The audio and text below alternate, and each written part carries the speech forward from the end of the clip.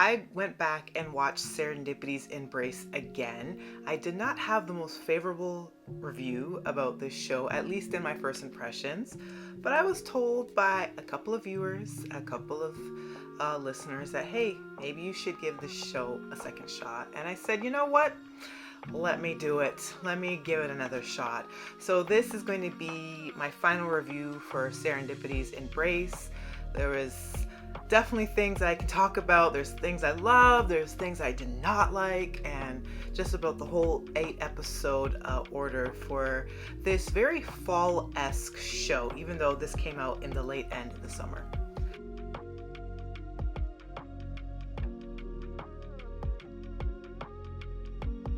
Hi, I'm Monique. I am the host of Off by Purple Heart podcast, where I talk to you about K-dramas, C-dramas, BTS, and whatever else I want. I did give Serendipity's Embrace a second shot. I was not favorable in the first impressions, but mind you, I wasn't also the most fair in my critique as well, because I had mentioned in my first impressions podcast that I was watching the first ep at like midnight when it first like premiered, and I not even when it first premiered, but it was somewhere around close to when it was just premiering, and I'd fallen asleep like multiple times, and I didn't think that was a good thing. But it was late, and I did end up going back and watching it again, and I came away appreciating the first episode a lot more. It actually came off a lot cuter in the first ep once I was able to view it in its entirety. Now, the 8 episodes altogether, it definitely varies from episode to episode. So I'll kind of do like an overall review, and then I will specifically talk about spoilers when I get to it. I'll say overall, I think it was a very charming show. I know this probably is not going to be popular amongst those that actually like the show, but even as short as an 8 episode order is, I think it could have been even shorter. I'll be honest with you, I think it could have been wrapped up in a cool, smooth 4 episodes, and I would have been good. There was definitely some filler stuff to make up for like the 8 episodes, but definitely it did not need more than 8 episodes. I honestly wouldn't have been able to tolerate it if it was longer. There was definitely some stuff that irked my spirit, but there's definitely some stuff I liked, but it was all good in 8 episodes. It's like a show that you can wrap up in a blanket with like some hot cocoa, or if you're like a pumpkin spice girly, whatever. I'm more of like a praline type chick, but you know, like a good cup of hot chocolate, whatever, nice blanket or whatever, and just kind of chill and vibe. It's not an overly stressful show. It's very easy go watch. So if you want something that is really nice, overall really fluffy, and you want to see Chae Jong-hyeop's beautiful smile, can I tell you that is like one of the key factors to my enjoyment in giving Serendipity's Embrace a second shot, is seeing that man smile. So yes, I'm one of the girlies that are basic as hell that love seeing this man smile. I think he has the most adorable, gorgeous puppy-like smile. He has beautiful brown eyes. Like, do you know that whole meme of like, I'm not arguing with a good-looking man with beautiful brown eyes, like whatever you say, handsome, like whatever that meme is, that's him, like personified. And he often does play like such green flag characters. I'm just thinking about him in Castaway Diva. I loved him in Castaway Diva. God, he was so good. But he's utterly adorable in this show, and when the moments are really good, like his charisma really shines. I adore his smile, I adore his face. And I think it's just overall like a really cutesy show, and it's vibes, you know, it's a lot of good vibes. I think the music choices were great.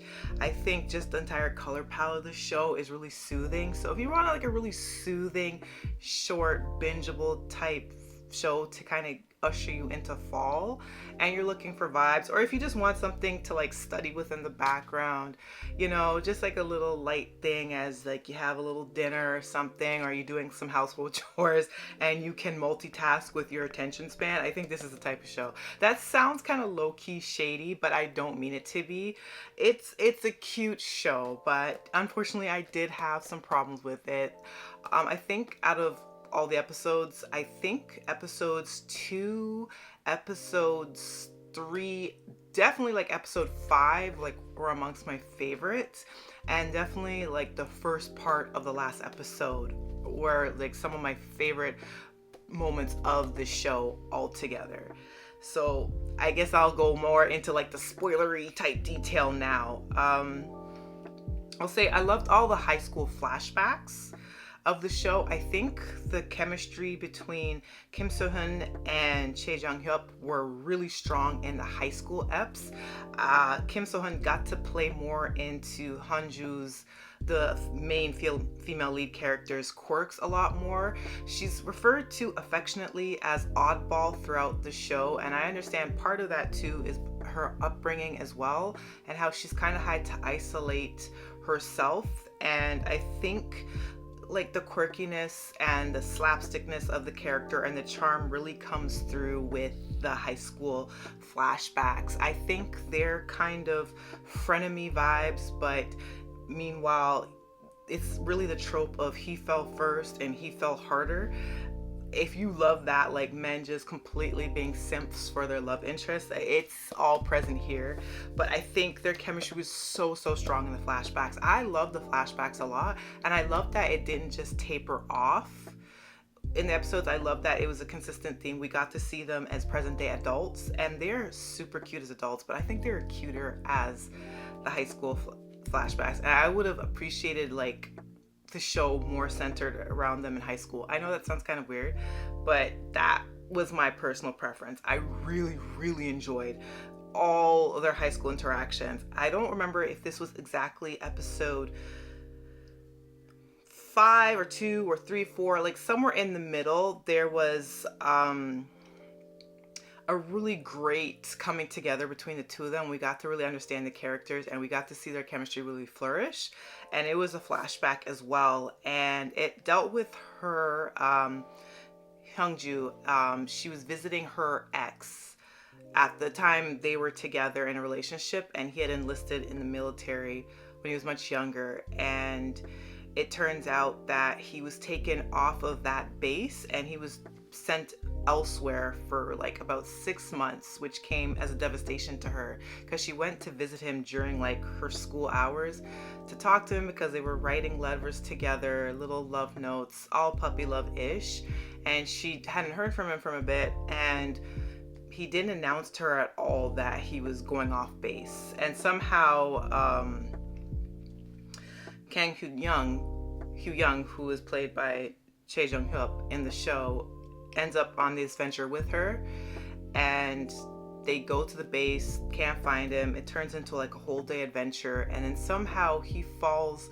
in a construction site, and they're like deep down in this like sewer / well, and it's fully muddy, and they end up staying there the entire night, and it's like this back and forth teasing. But I thought like that entire flashback was like one of the strongest accounts of their chemistry. I just really enjoyed it, and I was like, oh my god, this is so effing cute. I love it. I love it so much. I especially loved the final episode, episode 8, in the beginning, maybe like the first 10-15 minutes, and we get to see them be super coupley. Chae Jong-hyeop's smile is like fully beaming, his dimples are popping out, his beautiful brown eyes are just so warm and inviting. It's like melting chocolate into your mouth. It's just like so amazing. And then Kim So-hyun and how she plays Hyungju was really sweet and adorable. And it's like this whole thing where she's like, do you want to come over for ramen, which we know is like a euphemism in Korea for, you know, the bao chicken wow wow, and he's under the assumption like, oh, I'm about to get it. And it's like this whole cute misunderstanding. They end up spending the night together, and then there's like the morning after, and it's just so cutesy and lovey-dovey. And I just wish like episode 8 was just that first part of the episode, and that could have been like the epilogue, and the show could have ended like in 7 episodes. That's that's my opinion, but I really loved that. dynamic between them when they're really happy, when they're in their coupley moments, definitely the flashbacks. I really love the friendships in the show. I gotta say that the three friends, Mrs. Kim, Hyung-ju, and the male friend who was like the restaurant bar owner, I liked their friendship too, and there wasn't really much drama amongst the three of them. I know that they were trying to do something a little bit with her friend and her potentially being in love with Kang Hoo-young in their early high school years, and I was glad that they didn't pull that out for too long, because I loved her friendship with her, and calling her oddball and this, that, and the third. And I just like the found family dynamic with the three and their friendship. And I would have actually wouldn't have minded a little bit more focus on the three of them, especially the male counterpart in the friendship. I thought that was really cute. I think the show really did handle her abandonment issues really well. So Hongju, one of her main hangups was feeling that people that she loved and cared and invested in always end up walking away from her. And of course, someone that was orphaned really young and had like one of her first love situations be with a man that was emotionally unavailable for her and was very manipulative towards her, to be honest. I could see why she had so many issues and why there was that push and pull between her and Kang Hoo-young as well. So I think the show really did a good job of setting up her and her, little idiosyncrasies and her little quirks and just her entire dream of getting into animation and how that played into her adult career and her love of like literature. I really liked how they handled just the whole ethos of the character of Hanju, even though there were some moments that she got on my nerves or some things that kind of irked me. But I think overall they did a good job in at least defining what her main tentpoles are as a character. They probably could have done a little bit more with Kang Hoo-young, but there was stuff about his storyline that I really, really did not like, which I'm probably going to get into in the next bit. But as far as other things I loved with the show, I just love the music. I love the little animation sequences that have interspersed in the show here and there, which kind of played into like the characters and her job in the animation studio and her adapting her ex's novel and that whole thing. But I just like the little animation sequences. And as I said, it's like a real fall vibe of a show. The clothes, the music, just the color palette, everything about it is so fall coded in the warmest and coziest of ways. Does it get a little boring in some parts? Yes. There's absolutely episodes I love more than others. I think I mentioned 2, maybe episode 3, definitely episode 5, and there's just little moments that I really, really enjoyed. I'm just remembering now, there was like a flash, not even a flashback, I think it was like a dream sequence, and Kang Hoo-young was like, I want to eat you for dinner. And I was like, that moment like had me so completely gagged. I was like, oh my god, he's so sexy. So there was just so much about this show that I did find really enjoyable. So all in all, it wasn't a waste for me to go back and revisit it and get into the 8 episodes. But there's definitely things I disliked about it.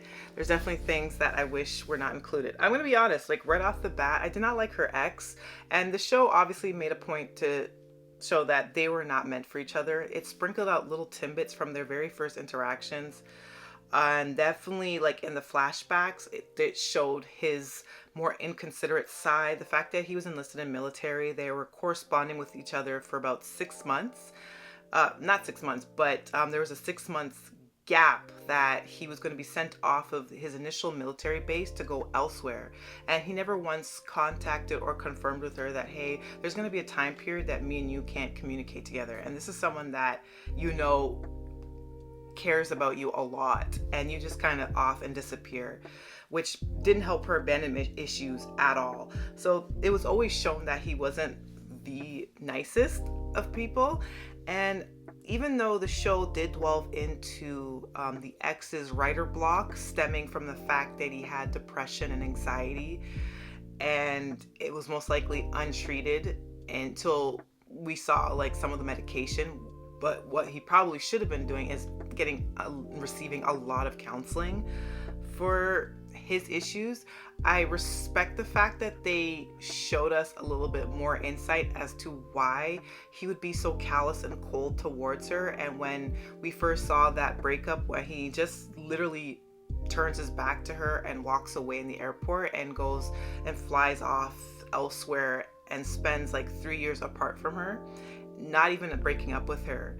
And it was all chalked up to the fact that he was afraid of his writer's block and that Hongju would no longer pedestalize him. Like, she wouldn't see him as this incredible writer and look at him in wonderment. And he was just extraordinarily selfish. Like, I just found his insistence in being in her life just really irksome. The way he would speak to her pissed me off. The whole not responding to any of her letters but keeping them and then using them to kind of taunt her when she rejected him disgusted me, to be honest. And a lot of his behaviors towards her when he couldn't accept the fact that she had moved on really screamed to me abusive. Now, this might sound to like some of you as a reach who have actually watched the show, but it kind of reminds me of the dynamic when a man knows that a woman is fully ready to leave and he threatens to like unalive himself or put himself in danger or endanger her just to guilt her and to scare her into staying with him. That's what that whole dynamic with their big final confrontation scene, or one of the biggest confrontation scenes that we see in episode 7, and all of it just really grossed and squicked me out because it reminds me so much of like real life scenarios, things that I won't get into my own personal life, but you know, things that I've witnessed from friends and others, and then what I know is a common occurrence a lot. It just, the whole vibe of it just really grossed me out, and I was like, please, why are we stretching this into like episode 7? We only have 8 episodes in this bitch. I don't want to see this shit anymore. I did not like her ex at all, and I don't know if you want to say it was triggering content or whatever, but I just didn't like that. I don't think we were meant to like it. I think we were supposed to pick up on the fact that he was manipulative, and ultimately I think the writers wanted us to sympathize or empathize with the character, but also realize simultaneously that he is not the one for her. But I just ended up being more grossed out by his presence more than anything. Definitely disliked Hugh Young's mom, and I just can't stand in general in K-dramas seeing chaebol families and the overbearing mom or father constantly having to step in and orchestrate their children's lives.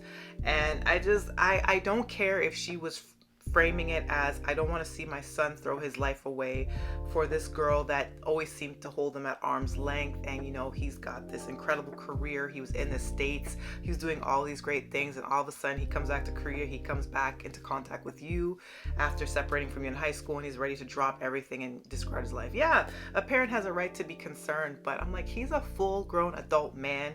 He's been out of school, he's been working, he's highly educated and bright. He has his offers from so many other people. He can easily start his own business, but we just have to consistently see the mom come in and try to interfere and be that one main final obstruction to their relationship coming together. And the fact that we're still seeing remnants of this in like episode 8, like the final episode, just pissed me off to no end. I just unfortunately just have zero patience for those type of storylines anymore. I don't care how true to life it is. I don't care. I can't stand it. The overbearing parents arcs as to one of the reasons is why a couple can't get together. It's like, just get the hell out of here. I don't want to see it. I'll say I disliked the gym teacher a lot as well, and his relationship with Mrs. Kim for the most part. Their ending scenario together was kind of cute, and I think Miss Kim and her friendship with Hyung-ju was really cute, but the relationship coupling between her and the gym teacher irritated me, and I just hate seeing women have to chase after men. I understand that he is really socially awkward too, and he needed a little bit of encouragement, but I just don't like seeing women chase after men, and just the way that he would go out of his way to like deny his feelings and to kind of push her aside until finally he had to have his like wake up call and da da da. It just irked me. I just don't like seeing women having to chase men. I'm sorry, I don't want to tell you. Experience for the most part. There's definitely moments that I can take away from that I enjoyed it, but yeah, I think even 8 episodes was a lot. Not sorry, and yeah, it didn't need anything else. So overall, do I think it's worth your time to binge? Why not? If you have literally like nothing else to watch and you just want something to kind of bring you into fall, you want cute vibes, cute, music here and there. As I said, you want to see beautiful warm brown eyes and beautiful smile from Chae Jong-hyeop, by all means, have at it. Kim So-hyun is not so bad to look at either. She's very pretty. I think she did a serviceable job. There were some moments that I wasn't really a fan of, but overall, I think it was okay. Serendipity's embrace is okay. Alright? So, do you disagree? If you have watched Serendipity's embrace, I got some enjoyment from it. So, you let me know your thoughts below. If you're watching via YouTube, and if you're listening via Spotify or Apple Podcasts, I love you. Appreciate you so much. Till the next episode. Bye.